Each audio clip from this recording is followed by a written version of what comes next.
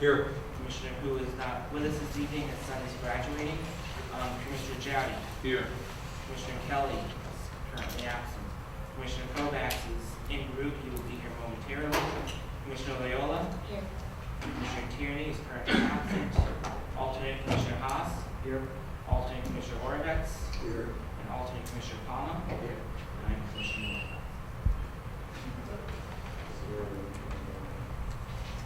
Mr. Chairman, I made a mistake on the next meeting, which we were going to cancel anyway. Mrs. Estefan pointed it out to me. It's the 26th, not the 24th, but we're not going to hold it. There's nothing that put on the agenda. As Joanne just indicated, our next regular meeting is scheduled for June 26th, 2012. There is nothing currently scheduled for that. It is past the legal notice advertising deadline. So at this point in time, I'm going to cancel. I'm going to announce that meeting will be canceled. Our next regular meeting date is July 10th, 2012. I'm also going to want to note for your calendars, we most likely will be canceling the second meeting in July as we have a couple members or staff, between the commission and staff, who will be away. That's July 24th. July 24th.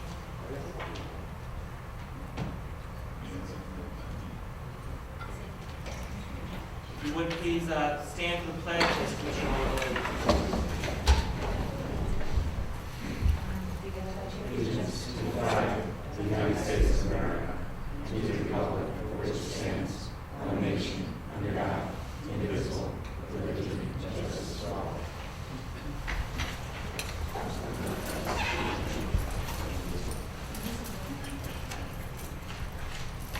Okay, we have minutes to accept this evening from the meeting of April 24th, 2012, May 8th, 2012, and May 22nd, 2012. Has anyone had a chance to look over those minutes and ready to make a motion to approve or accept? Anyone has a chance to review the minutes from April 24th, May 8th, and May 22nd? Mr. Chairman, I'll make a motion. All three in one package. Motion by Commissioner Haddad, second by Commissioner Estefan. Discussion, corrections, changes, deletions. All those in favor, signify by saying aye. Aye. Any opposed? Okay, we have no new public hearings this evening. We do have the continuation of the public hearing which we had opened at our last meeting. I was trying to talk real slow, hoping that Commissioner Kovacs would be here. I expect him really any minute. So at this point, if it's okay if we can just stand down until he arrives, that way I can make sure that he's on. You want a motion for that? I'd like to make a motion to deviate from the public schedule. Okay. Do we need the other recommendation? Just thought we should have him do that. If he doesn't come by then, I'm going to do it. Okay, we'll a motion by Commissioner Haddad, seconded by Commissioner Estefan to move the referrals up on the agenda. All the discussion. All in favor, signify by saying aye. Aye. Opposed? Okay. Under old business, actually this is under referrals. Item number 1, the ZBA referral for review and report per section 11B4 of the the zoning regulations, the ZBA application number 1222. Triangle Street Associates LLC is applicant for use variance in section 4B2 of the zoning regulations pursuant to section 11B2B to allow a metal recycling and scrapyard in the RMF for zoning district. The zoning board of appeals public hearing on this matter is scheduled for Thursday, June 28th, 2012.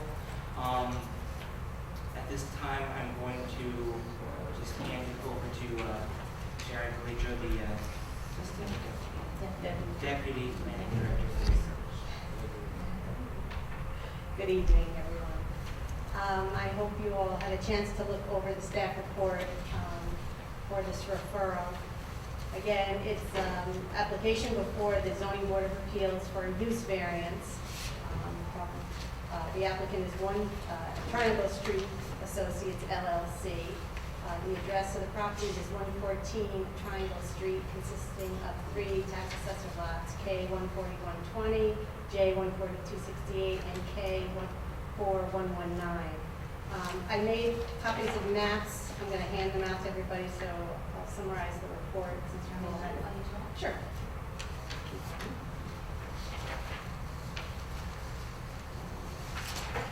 Again, the application for the ZBA is for a use variance, variance to section 4B2 of the zoning regulations, which is the list of permitted uses in the RMF4 zoning district, to allow a metal recycling and scrapyard in the RMF4 zoning district. Again, pursuant to section 11B2 little b of the zoning regulations.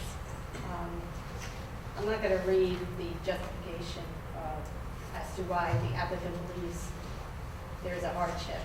That's on the first page of the memo. What I'll just do is describe the site for you and go through some of the background and the guts of the staff report. The site is comprised of the 3 separate tax assessor parcels, as I indicated. The front parcel, again referenced in the memo, is what we call the residential parcel. There is an existing used as a 2-family house. That's the parcel with access and frontage on Triangle Street. The rear 2 parcels, for the sake of the memo, are we refer to as the junkyard parcels. The junkyard parcels are accessed via an easement area, partially, well, through a little bit over the residential parcel and over an easement area from the railroad. And you can see that on the map that I provided to you.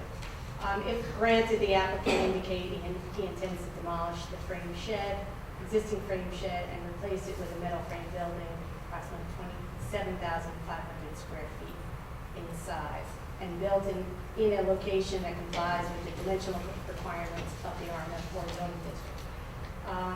The plan that was submitted to the Zoning Board of Appeals doesn't actually indicate the shed to be demolished, so we're not really sure kind of what's going on there. Again, the development on the site is really a moot point because this is a use variance. If he's going to develop the site, development of that site pursuant to whatever zone or the use variance or the zone we're in would have to be reviewed. What I did on page 2 and 3 is provide you with some background because there is a long history on this site. And it's important because the applicant is making a claim pursuant to section 11B2B that there is some standing relative to the ongoing use of the property. And I'm just going to read you that section and then I'll go through it. It says, it's additional provisions for use variances. And little b says, no commercial or industrial use may be permitted by variance in an RMF 10-6, 4, or R3 zone, except for properties with facilities previously used for commercial or industrial purposes, provided that the variance meets the conditions specified above. So again, they're requesting use variance, the list of permitted uses for the metal recycling and scrapyard, and their justification is because they're claiming that they're using that property for commercial and industrial uses. So that's kind of key if you follow along. I'll go through the rest of the memo. Again, the 2 rear parcels have been used and maintained as a motor vehicle junkyard prior to enactment of the zoning regulations, and therefore the use on those parcels is considered non-conforming. The front parcel has always been used for residential purposes and contains a two-family dwelling.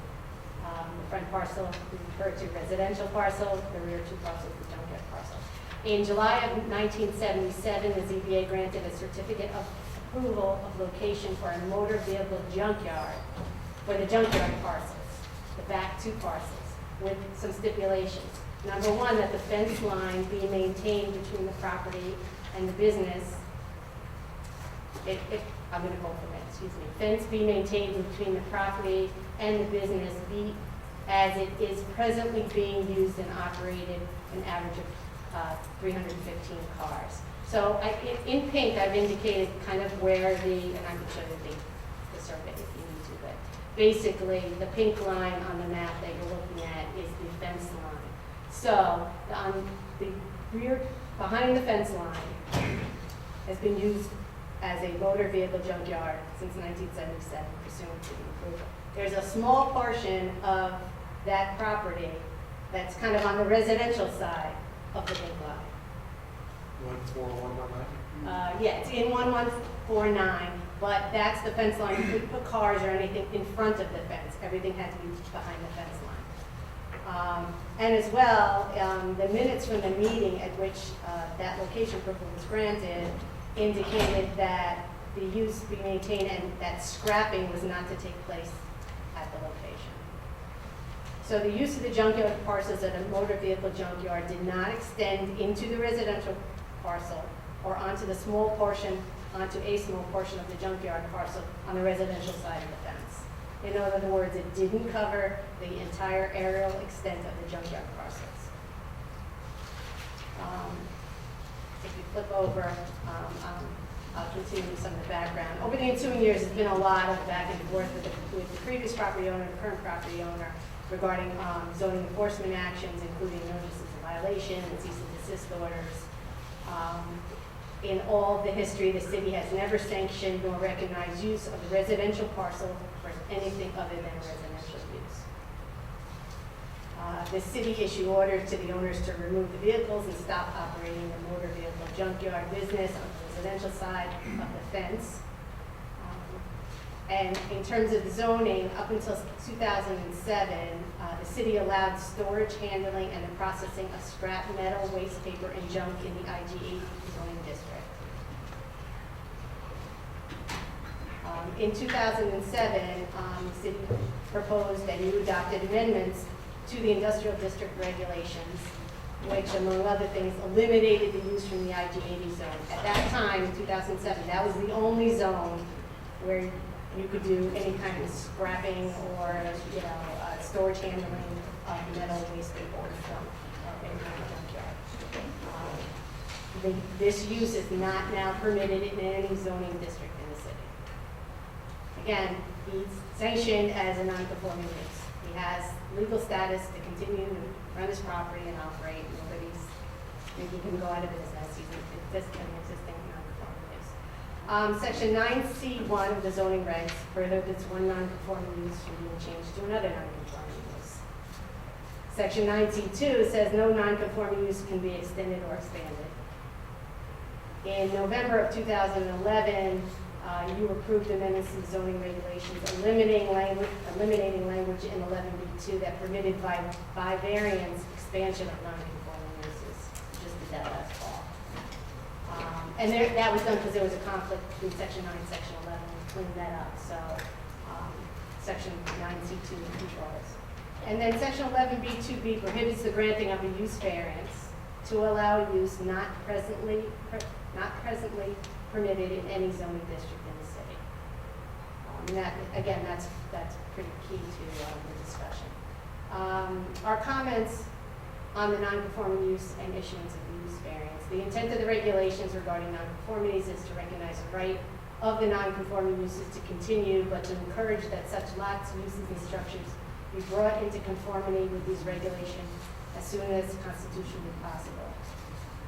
In the instant case, issuance of the use variance to sanction a non-conforming use over a greater land area than what currently exists is contrary to the regulations. Furthermore, not only is it questionable as to whether the non-conforming use use, which is currently in violation of the zoning regs, because I believe there's an outstanding cease and desist order.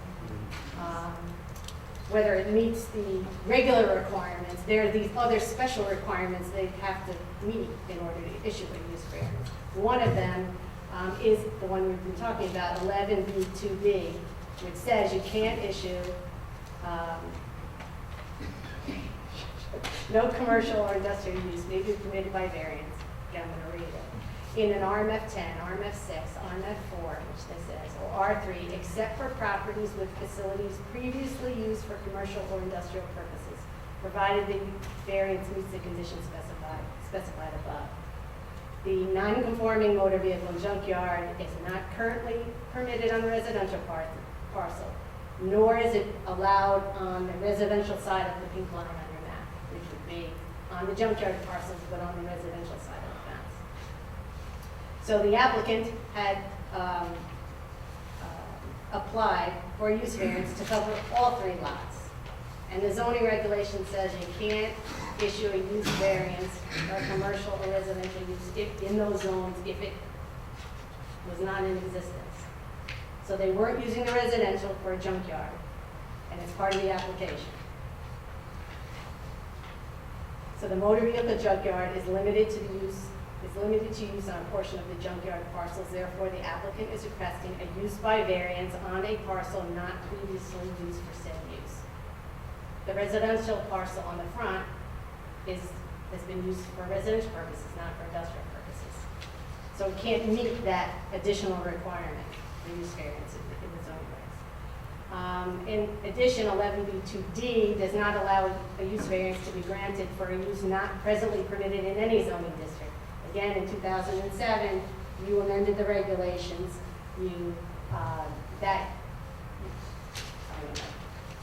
Quote from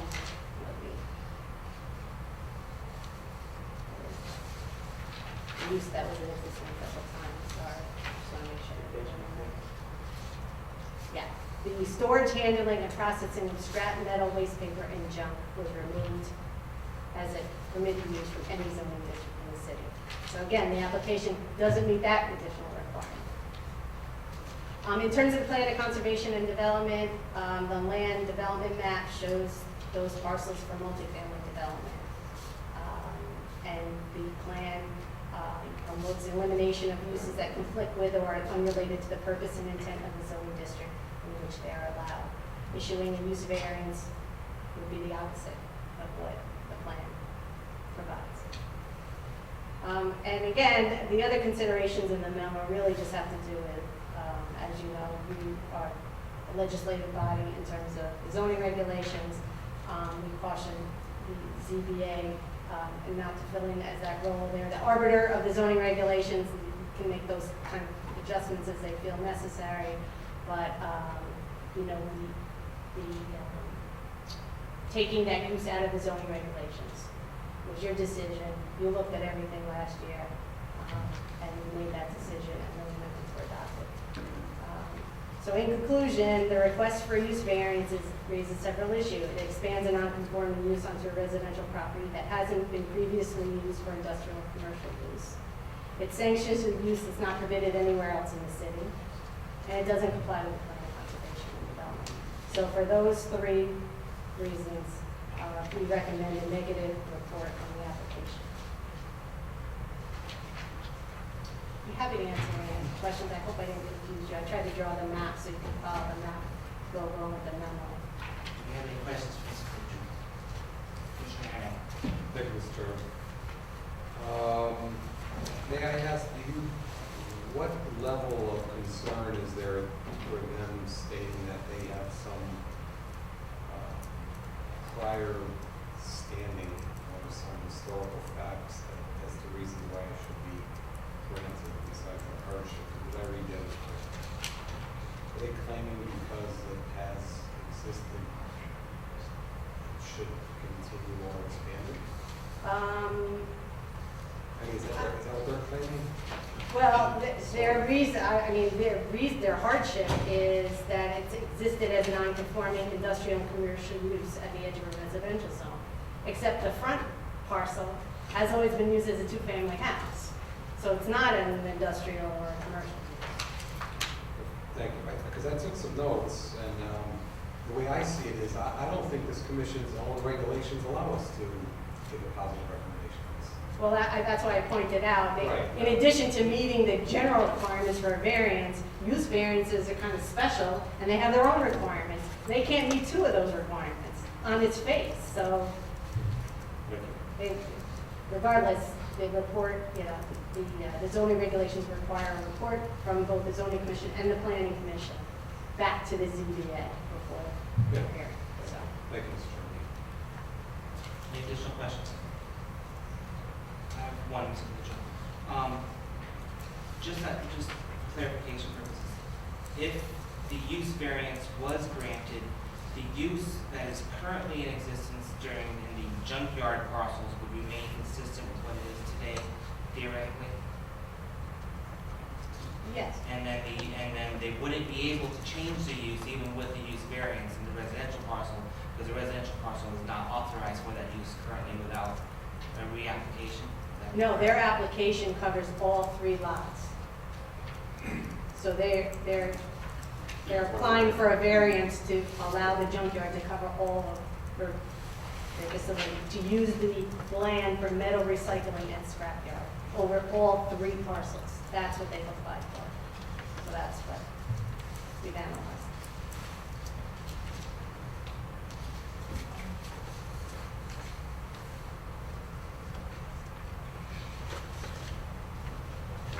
Additional questions?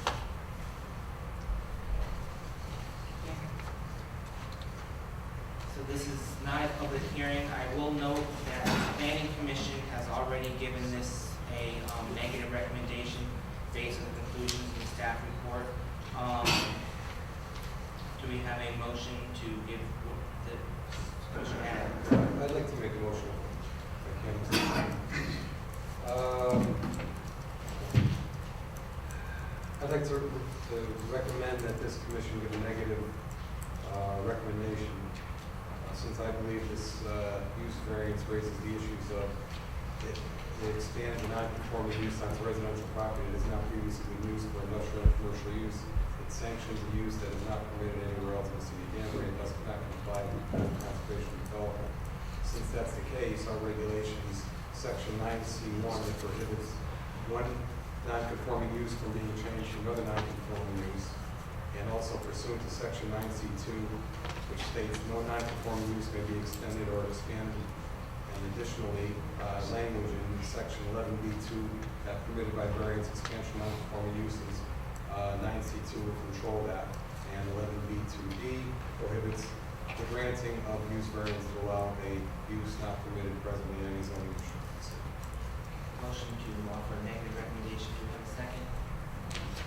Second by Commissioner Loyola.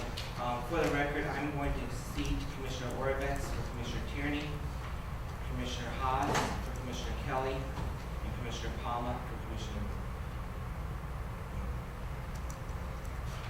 And discussion on the motion. All those in favor of giving this a negative recommendation, signify by saying aye. Aye. Any opposed? Motion carries unanimously. We'll move back up in the agenda to the continuation of the public hearing. This is the petition of Karen A. Aiello, 9 Whitlock Street, lot number I-15234, for a change of zone from RA8 to R3. Just remind the commission that this was continued so that we could receive the Allura document. We have received that document. It has been reviewed by planning department staff. We've been told that it does not contain any additional information that would be relevant to the zone change. So with that,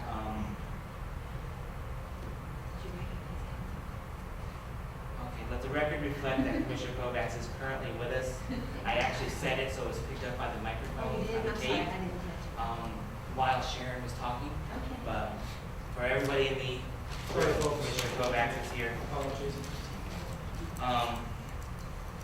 So with that, we did continue the petition to receive and discuss if we needed to the Allura document.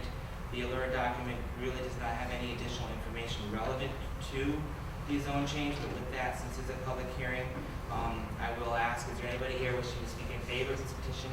Is there anybody wishing to speak in favor of this petition?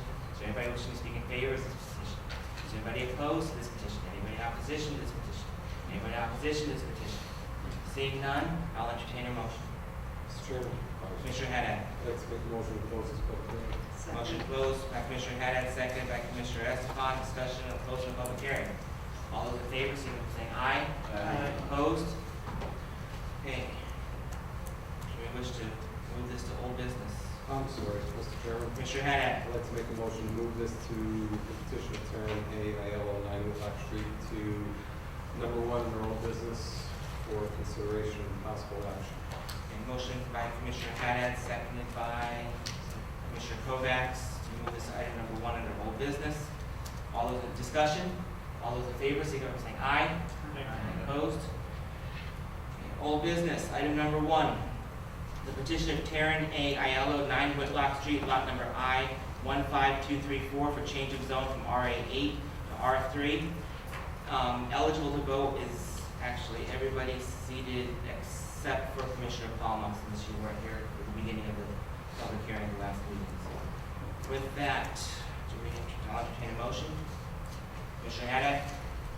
Mr. Chairman, I'd like to make a motion that the petition of Taryn A. Aiello, 9 Whitlock Street, I-15234, for change of zone from RA8 to R3, be denied for the following reasons. Does not comply with the plan of conservation and development. Number 2, the R3 zoning to allow for a third dwelling is not compatible with 4 abutting lots zoned RA8. The existing lot size of 13,271 square feet fails to meet the minimums required for all other R3 uses except dwellings. Number 3, the parcel is not located on a collector or arterial street. And number 4, the lot fails to meet the required minimum lot frontage or a minimum side yard setback for a 3-family dwelling in R3. And furthermore, if someone seconds that, it comes up for discussion. I have no comments. Second. Commissioner Kovacs. Discussion, Commissioner Haddad. Mr. Chairman, in today's day and age, when we have transactions, and especially real estate transactions, paperwork is stacked like this, and there's pretty much everything that everybody needs to know is disclosed.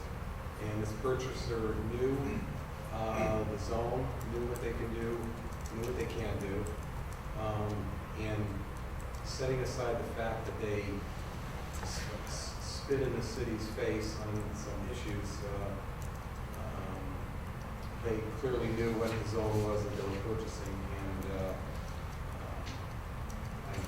wrong, and and for those reasons, I made the motion to deny it with the more specific reasons to back my feelings on that. Commissioner, additional discussion. Commissioner Kovacs. If memory serves me right, this was a HUD purchased home, is that correct, at that point? So I mean, even the documentation would even be that much more that you knew you were getting yourself into, just to reinforce that if there was any questions on what they were getting into, it was even more clear, at least in what I saw.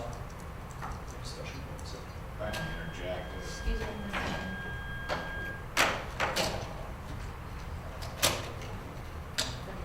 Mr. Altman. if they didn't know, they should have known. Exactly. Thank you. It was disclosed. Additional discussion. Okay. A yes vote will deny the petition. A no vote will force us to have a motion to approve. Commissioner Haddad.